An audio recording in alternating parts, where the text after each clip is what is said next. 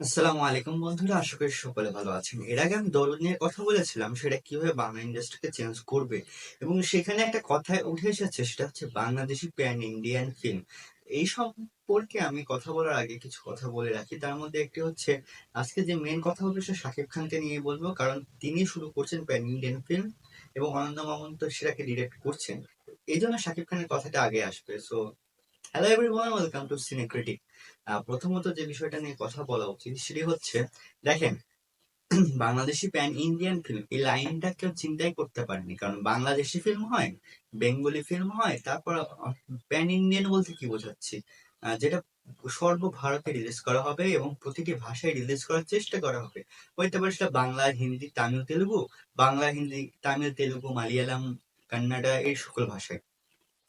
এখন একটু যদি চিন্তা করে দেখেন, কান্নাডা ইন্ডাস্ট্রি, কর্ণাটকে কান্নাডা ভাষায়, এখন বিষয়টা হয়ে এখানে হয়ে ওঠে যে শুরুটা কি করলো। দেখেন, জিতের যে চেঙ্গিস মুভিটা ছিল সেটা কিন্তু বাংলা ইন্ডাস্ট্রি থেকে প্রথম একটা ফিল্ম যেটা প্যান ইন্ডিয়ান রিলিজ করা হয়েছে, এবং সেটা কিন্তু যেমনই ব্যবসা করুক, যেমনই হোক, অ্যাভারেজ হোক, একটা চেষ্টা ছিল, যার ফলে কিন্তু বেঙ্গলি ইন্ডাস্ট্রি থেকে আরো কিছু ফিল্ম গিয়েছে, যার মধ্যে দেবে বাঘা যতীনও গিয়েছে।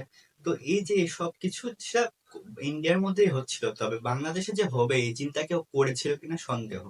হঠাৎ করেই যখন অনন্ত মামুন এই অ্যানাউন্সমেন্টটা করলো যে শাকিব খানের সাথে তিনি একটা প্যান ইন্ডিয়ান ফিল্ম তৈরি করবেন, তখন প্রশ্ন আসছে, এটা কি সম্ভব? আহ যদিও আনন্দ মামুন অনেক কিছুই বলে, অনেক কিছু করে না বলার পরও, এবং ভুলভাল সময় প্রমোশন করে, ঠিক টাইমে প্রমোশন করে না, অনেক ভুল রয়েছে তার। তবুও এই চেষ্টাটা, এই চিন্তাটা তার মাথাতে আসে। তিনি এর আগে যৌথ প্রযোজনায় অনেক সুযোগ সুবিধা অনেক দিয়েছেন, বাংলা ইন্ডাস্ট্রিকে অনেক ভালো কিছু দিয়েছেন এই ক্ষেত্রে। এবং তার কাছে এটুকু আশা করা যায়, তিনি বাংলা ইন্ডাস্ট্রি থেকে, অর্থাৎ বাংলাদেশ ফিল্ম ইন্ডাস্ট্রি থেকে প্যান ইন্ডিয়ান রিলিজটা খুব ভালোভাবে দিতে পারবেন। এখন হচ্ছে শাকিব খানের কথা বলি। দেখেন, শাকিব খানের আপকামিং মুভি দরদ, যেটা যদি ভালোভাবে রিলিজ করতে পারে, ভালোভাবে প্রমোশন করতে পারে, এবং সেটা যদি ভালো কিছু একটা ডিজার্ভ হয়, আমরা তো ডিজার্ভ করি ভালো কিছু, এবং সেটা যদি আমরা পেয়ে যাই, সেই ক্ষেত্রে কিন্তু একটা নতুন কিছু উন্মোচন হবে। উন্মোচনটা কি হবে? একটা দরজা উন্মোচন হবে, সেটা হচ্ছে সফলতার দিকে যাওয়ার। এবং প্যান ইন্ডিয়ান ফিল্মগুলো রিলিজ করার ক্ষেত্রে বাংলাদেশের প্রযোজক, পরিচালকরা একটু সাহস পাবে। এবং শাকিব খানের বদৌলতে কিন্তু এটা হচ্ছে, কারণ দেখেন, তিনি ছাড়া কিন্তু আর কারো উপর টাকা লগ্নি করার মানে ইয়াটা মানে যে মানে সাহসটা অন্য কোনো প্রযোজক করবে না এখনো পর্যন্ত। এখন কথা হচ্ছে, এই যে প্যান ইন্ডিয়ান রিলিজটা হচ্ছে দরদ, এরপরে কি হতে পারে? এরপরে আমার জানা মতে, যেটুকু আমি জানি সেটুকু হচ্ছে, এই যে ফিল্ম, এই ফিল্মের পর শের বলে একটা ফিল্ম আসতে যাচ্ছে, সেটা মনে হয় প্যান ইন্ডিয়ানই হবে শাকিব খানের।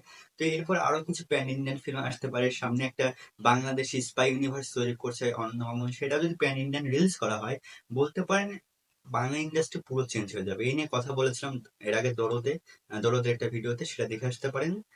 আর আপাতত যেটা বলছি সেটা হচ্ছে, শাকিব খান যদি চান তাহলে কিন্তু এভাবে একের পর এক প্যান ইন্ডিয়ান ফিল্ম করতে পারেন।